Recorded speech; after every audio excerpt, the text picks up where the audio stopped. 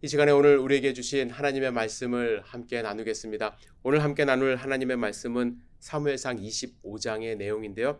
먼저 32절부터 35절까지 우리 함께 합독하겠습니다. 같이 읽습니다. 다윗이 아비가일에게 이르되 오늘 너를 보내어 나를 영접하게 하신 이스라엘의 하나님 여호와를 찬송할지로다. 또 내 지혜를 칭찬할지며 또 내게 복이 있을지로다. 오늘 내가 피를 흘릴 것과 친히 복수하는 것을 내가 막았느니라. 나를 막아 너를 해하지 않게 하신 이스라엘의 하나님 여호와의 살아계심을 두고 맹세하노니 내가 급히 와서 나를 영접하지 아니하였다면 밝는 아침에는 과연 나발에게 한 남자도 남겨두지 아니하였으리라 하니라. 다윗이 그가 가져온 것을 그의 손에서 받고 그에게 이르되 내 집으로 평안히 올라가라. 내가 내 말을 듣고 내 청을 허락하노라. 아멘. 오늘 우리에게 주실 말씀을 기대하면서 잠시 기도드립니다. 전능하신 아버지 하나님, 주님의 말씀을 기대합니다. 말씀하여 주시옵소서. 사람의 말과 생각은 가려 주시옵소서. 오직 주님의 뜻을 발견하는 소중한 시간 될 수 있도록 인도하여 주시고 주님의 말씀으로 우리의 삶이 변하여 30배, 60배, 100배의 결실을 맺을 수 있도록 인도하여 주시옵소서. 주님께 이 시간을 온전히 의지합니다. 예수님의 이름으로 기도드렸사옵나이다. 아멘. 오늘 우리가 함께 나눌 사무엘상 25장의 말씀은 사무엘이 죽음에 라는 말씀으로 시작을 합니다. 그리고 사무엘을 장사 지냈다는 말씀이 기록이 되어 있습니다. 그런데 이 사무엘의 죽음은 짧은 한 절로 마무리할 수 있는 단순한 사건은 아닙니다. 사무엘이 죽었다는 것은 이스라엘을 이끌고 있는 영적 지도자가 지금 사라졌다는 의미를 담고 있습니다. 그 시대를 이끌고 있는 영적 거장의 죽음은 이스라엘 백성의 삶에도 분명히 영향을 미쳤을 것입니다. 그리고 오늘 우리가 읽은 25장에 다윗이 경험하게 되는 영적 위기를 보여주시면서 이 사무엘의 빈자리가 얼마나 큰지를 간접적으로 알게 하십니다. 오늘 저는 다윗이 어떻게 영적 위기를 맞이하게 됐고 또한 어떻게 극복하게 됐는지를 함께 살펴보려고 합니다. 25장 1절에 보시면 사무엘이 죽은 후에 다윗은 엔게디 광야에서 나와 바란 광야로 갔다는 말씀이 있습니다. 여러분 계속해서 광야를 돌아다니고 있어요. 광야는 어떤 곳인지 한번 생각해 보시기를 부탁을 드립니다. 광야는요 자연재해가 많을 뿐만 아니라 범죄 발생률이 대단히 높은 지역입니다. 강도들이 자주 출몰해서 여행객들 뿐만 아니라 지역 부자들의 재산을 약탈하는 일들도 허다했다고 합니다. 다윗은 그래서 이런 약탈자들로부터 지역에 있는 부자들의 재산을 보호해주는 일을 했던 것 같아요. 오늘 본문에 보시면은 25장에 보시면 나발이라는 부유한 목축업자가 등장을 하는데요. 사무엘상 25장 16절에 다윗이 어떠한 삶을 살고 있었는지 나발의 종에게서 이러한 고백을 들을 수가 있습니다. 먼저 읽겠습니다.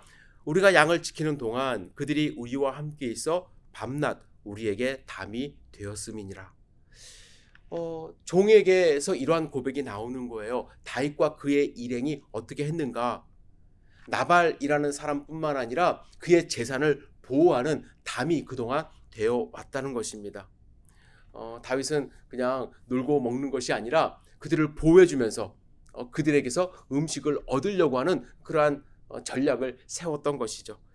드디어 음식을 얻을 수 있는 양털 깎는 시기가 찾아왔습니다. 양털 깎는 시기는 축제라고 할 수가 있습니다. 축제 기간이에요. 양털 깎는 일 자체는 어렵지만 술과 음식이 가득한 그래서 잔치상이 며칠 동안 차려지게 됩니다. 이 사실을 안 다윗은 10명의 부하를 보냅니다. 그래서 잔치 음식과 술을 좀 달라고 요청을 합니다. 이러한 요청에 대해서 부정적으로 보시는 분들도 있어요. 영화에 보면은 깡패들이 가게들을 다니면서 자릿세 요구하는 그러한 행위로 보는 것이죠. 내가 보호해줬으니까 너희 자릿세 내라. 하지만 다윗의 입장에서는요, 정당한 그러한 요구라고 할 수가 있습니다. 상당히 정중하게 그리고 요청을 했어요. 6절에 보시면 이같이 부하게 사는 자에게 이르기를 너는 평강하라. 내 집도 평강하라. 내 소유의 모든 것도 평강하라.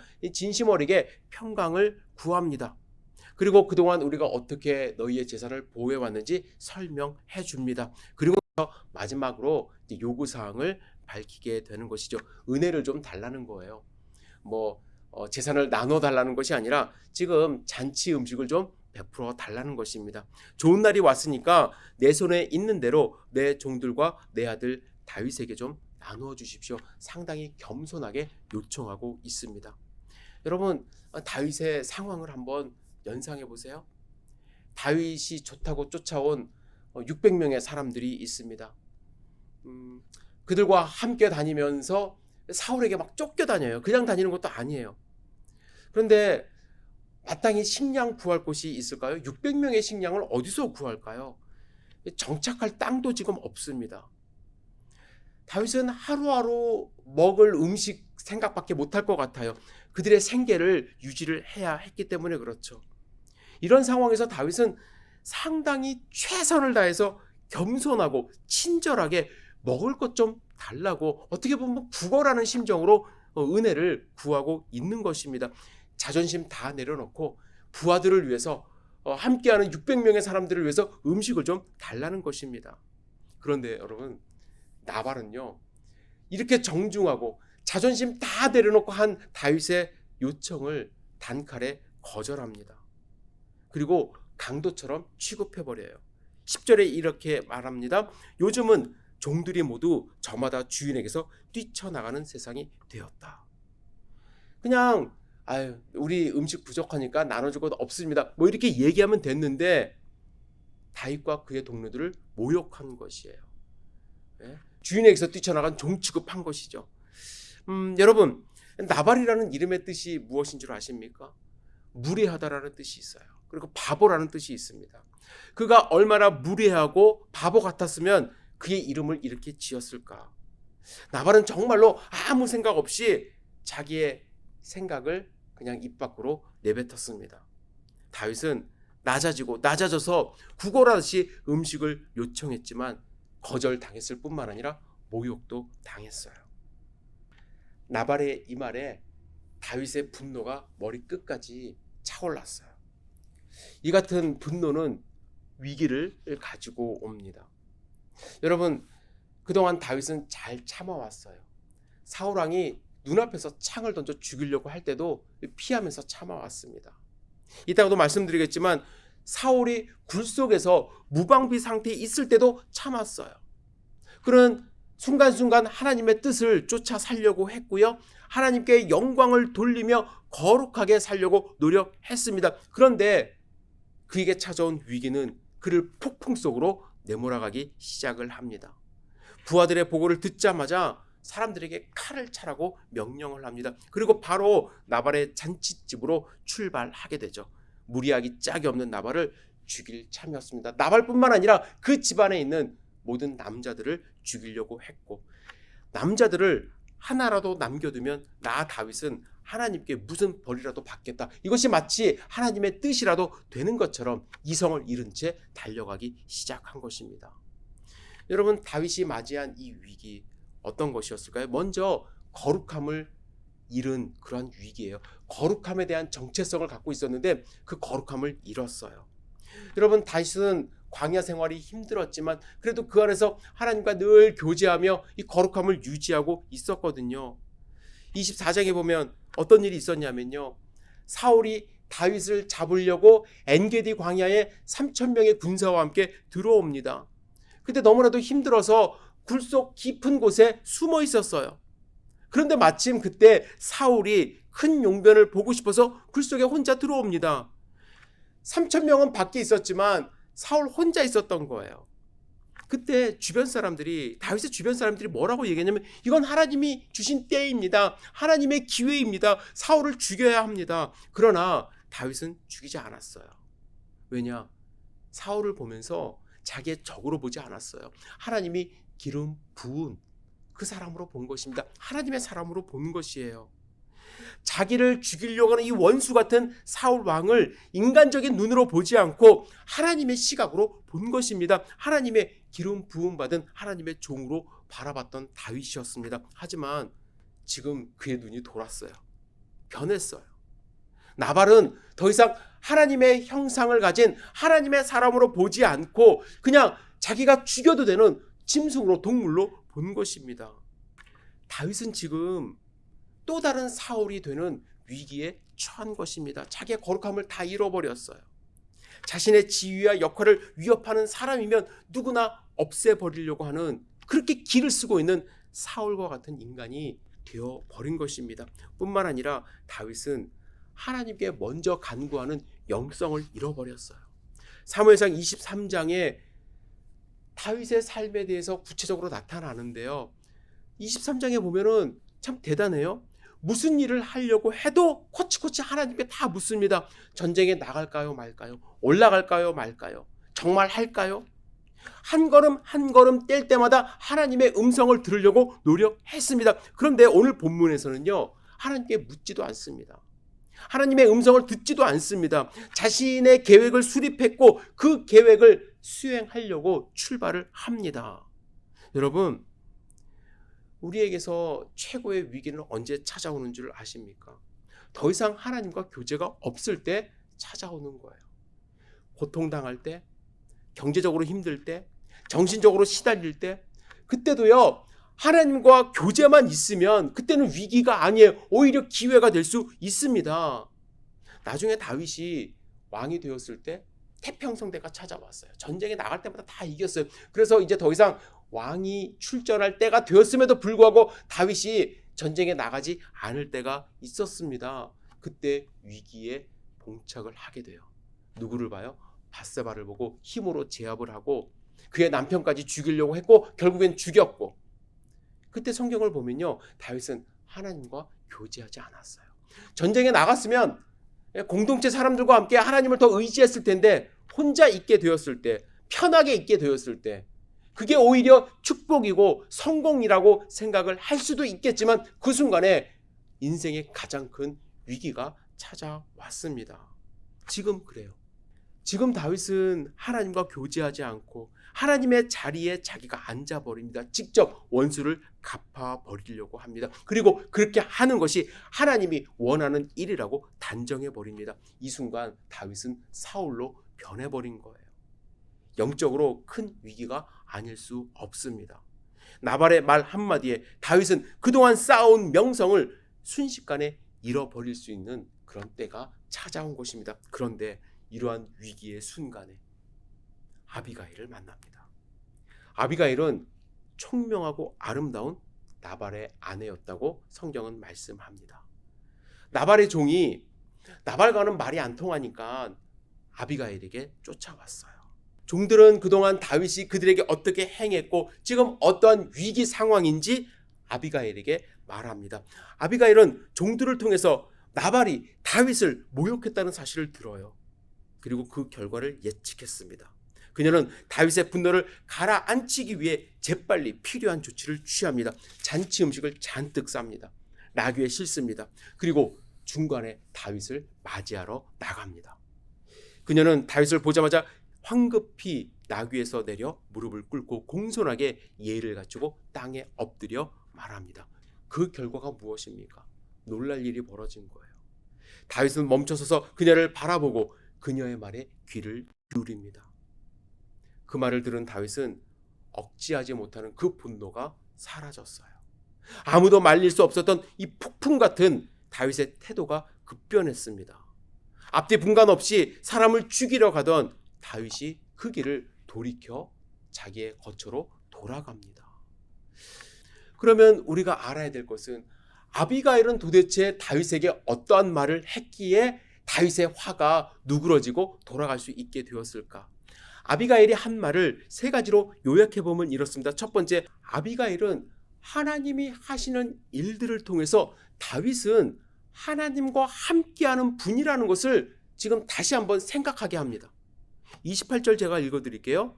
여호와께서 반드시 내 주를 위하여 든든한 집을 세우시리니 이는 내 주께서 여호와의 싸움을 싸우시며 내 주의 일생에 내 주에게서 악한 일을 찾을 수 없음이니이다.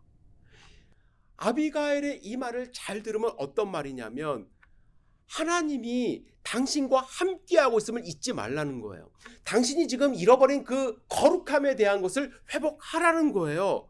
하나님이 당신을 위하여 집을 세우시고 당신 또한 여호와의 싸움을 싸워야지 지금 이런 싸움을 싸워서는 안 된다라고 이야기를 하고 있는 것입니다.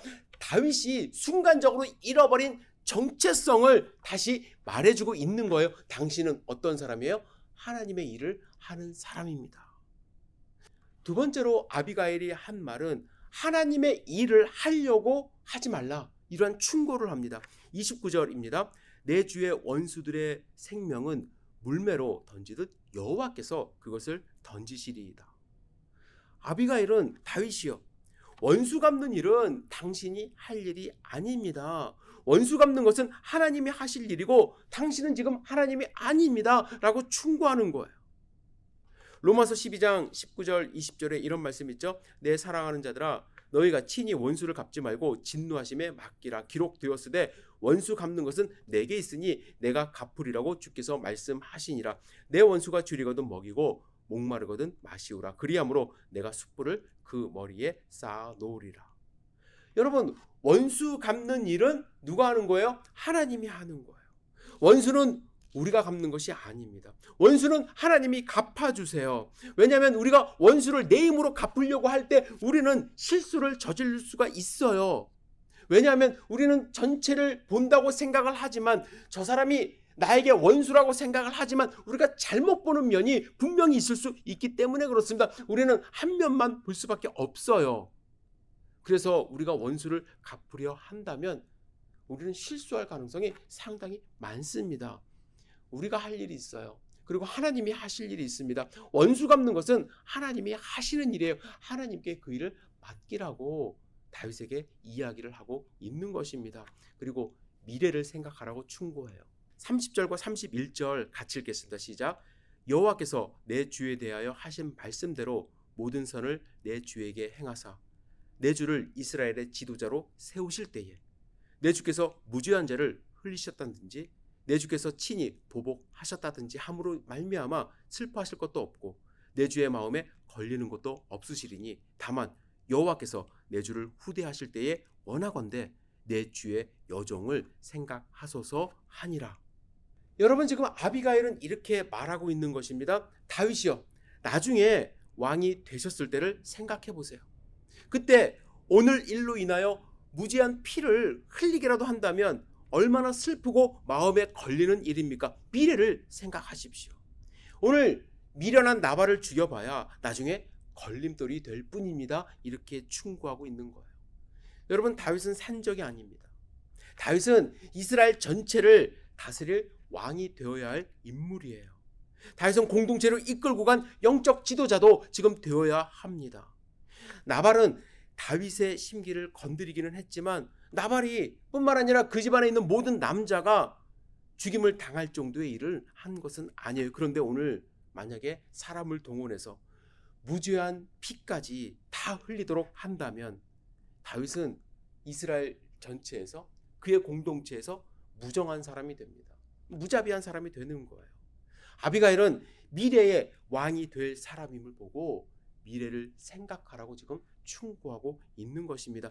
여러분, 아비가일은 무조건 그냥 바짓가랑이 붙들고 살려달라고 애원하지 않았어요. 음식 많이 갖고 왔으니까 이거 갖고 돌아가라고 다그치지 않았습니다. 아비가일은 다윗이 지금 어떤 사람인지 다윗의 정체성을 일깨워주고 있습니다. 그리고 하나님의 일을 하지 말라고 간청하고 있습니다. 여러분, 아비가일의 지혜로운 이 말이 거룩함과 이성을 잃었던 다윗이 실수하지 않고 정신 차리고 원위치로 돌아갈 수 있게 만들었어요. 저는요, 오늘 본문을 묵상하면서 두 가지를 깊이 생각해 보았습니다. 첫 번째는 무엇보다도 아무리 뛰어난 영성의 소유자라 할지라도 위기는 반드시 온다는 것입니다. 지난주에 우리가 광야에서 하나님의 높고 위대하심을 찬양했던 다윗의 영성을 함께 보았어요. 그런데 그렇게 뛰어난 다윗에게도 정말 나발의 말 한마디 때문에 자기의 거룩함에 대한 정체성을 잃어버리고 하나님께 그냥 시시콜콜한 걸 다 물어봤던 그러한 영성의 소유자였던 다윗이 위기를 맞이하게 된 것이에요. 여러분 아셔야 돼요. 꼭 아셔야 돼요. 완벽한 사람 없다는 것입니다. 저 또한 마찬가지고요. 여러분, 내가 완벽하지 않다라는 그러한 생각하는 것만으로 우리는 발전할 가능성이 있어요. 그런데 스스로 나는 괜찮아, 스스로 완벽해 라고 착각하면은 뭐라고 이야기하는 줄 아십니까? 이건 하나님이 허락하셨다. 다윗도 뭐라고 말했나요? 내가 내일 아침까지 그에게 속한 모든 사람들 가운데서 남자들을 하나라도 남겨둔다면 나 다윗은 하나님께 무슨 벌이라도 받겠다. 이것이 하나님의 뜻이라고 착각하는 거예요. 하나님이 나를 벌하실 이유가 없다라는 것입니다. 다윗이 위기가 왔을 때 어떻게 했어요? 하나님의 뜻을 묻지 않았어요. 이것이 내 뜻이다. 그러니까 다윗도 사울이 되어 간 것입니다. 여러분들 분명히 아셔야 돼요. 여러분들 완벽하지 않아요. 저도 완벽하지 않아요. 그래서 완전하신 하나님을 의지하는 삶을 살아야만 합니다. 그리고 두 번째로 제가 생각했던 것은요, 나발과 다윗의 차이를 생각해 봤어요. 여러분, 나발은요, 지혜로운 아비가일을 아내로 두고 있어요. 그런데 왜 그는 바보, 미련한 자, 이런 이름뿐만 아니라 그의 행실도 그렇게 삶을 살아갔을까요? 여러분 잘 아셔야 돼요. 나발의 특징이 무엇인 줄 아십니까? 말이 통하지 않는 사람이었어요. 17절에 보시면 나발의 하인들이 아비가일을 급히 찾아가서 아비가일에게 보고하는 장면이 나옵니다. 이렇게 얘기해요. 같이 읽겠습니다. 시작. 그런즉 이제 당신은 어떻게 할지를 알아 생각하실지니 이는 다윗이 우리 주인과 주인의 온 집을 해하기로 결정하였음이니이다. 주인은 불량한 사람이라 더불어 말할 수 없나이다 하는지라. 하인이 주인에 대하여 주인은 불량한 사람이라 더불어 말할 수 없습니다. 제가 말이 통하지 않습니다. 이렇게 얘기하는 것입니다. 하인이 이렇게 얘기하면 아비가일이 어떻게 해야 돼요? 혼내야죠. 어떻게 주인에 대해서 그렇게 이해할 수 있냐? 그런데 아비가일도 19절에 보면 남편 나발에게 이야기하지 않고 다윗에게 갑니다. 나발의 특징이 무엇이냐면 소통이 안 돼요. 소통이 안 되는 중요한 원인이 무엇인지 아십니까? 자기가 가장 잘났다고 생각하는 거예요. 자기가 옳다고 생각하는 거예요. 자기가 가장 힘세다고 착각하면서 살아가는 것입니다. 누가 감히? 내가 왜? 그런 생각이 가득하기 때문에 하인들의 말 듣지 않고 아내의 말도 소용이 없는 것입니다. 하지만 다윗은 이 점에서 조금 달랐어요. 비록 잔뜩 화가 난 상태로 칼을 들고 나발과 그 가족들을 죽이려 길을 떠났지만 길에서 만난 아비가일의 말을 들어요. 그 말을 듣고 자신의 모습을 돌이켜 봅니다. 자신의 미래를 생각해 봅니다. 그리고 아비가일에게 이렇게 말합니다. 33절, 34절 같이 읽겠습니다. 또 내 지혜를 칭찬하며 또 내게 복이 있을지로다. 오늘 내가 피를 흘릴 것과 친히 복수하는 것을 내가 막았느니라. 나를 막아 너를 해하지 않게 하신 이스라엘의 하나님 여호와의 살아계심을 두고 맹세하노니 내가 급히 와서 나를 영접하지 아니하였다면 밝는 아침에는 과연 나발에게 한 남자도 남겨두지 아니하였으리라 하니라. 여러분, 오늘 본문에 세 명이 등장하죠. 나는 어떤 사람인지 여러분들 스스로 한번 생각해 보시기를 부탁을 드립니다. 사람을 무시하고 내 맘대로 말하고 어떤 상황인지 인식하지도 못하는 나발의 모습인가? 화가 머리 꼭대기까지 치밀어 올라 무조건 칼을 차고 난 그러한 다윗의 모습이 나한테 있는 것은 아닌가? 혹은 지혜로운 말로 사람의 미래를 선한 모습으로 움직이는 아비가일의 지혜가 우리 가운데 있는가? 혹은 끝까지 소통되지 않는 나발인가? 혹은 충고를 듣고 자기가 가던 길을 바꾸어 돌아갈 수 있는 다윗의 그 영성인가? 여러분은 어떤 모습으로 일주일을 살아가시겠습니까? 지난 일주일의 삶을 한번 돌이켜보세요. 나는 어떠한 모습으로 일주일을 살았는가? 그리고 다음 일주일 하나님이 부어주시는 지혜를 가지고 하나님이 부어주시는 영성을 가지고 하나님과 교제하며 나발처럼 살지 않고 지혜로운 아비가일처럼, 그리고 혹은 마음이 분하여 힘든 가운데 있지만 그럼에도 지혜로운 말을 듣고 나의 삶의 방향을 전환하는 다윗이 되어서 승리하는 하루하루 되시기를 주님의 이름으로 축복합니다. 기도하겠습니다. 전능하신 주님, 오늘 본문을 통해서 하나님이 우리에게 주신 말씀을 마음 가운데 새길 수 있도록 인도하여 주시옵소서. 나는 과연 어떠한 모습으로 살아가고 있는가? 주님, 내 자신을 깊이 반성하는 하나님의 백성 될 수 있도록 인도하여 주시고, 하나님이 부어주시는 지혜와 영성을 가지고 하루하루 승리할 수 있도록 인도하여 주시옵소서. 주님께 감사와 영광을 올려드립니다. 예수님의 이름으로 기도드렸사옵나이다. 아멘.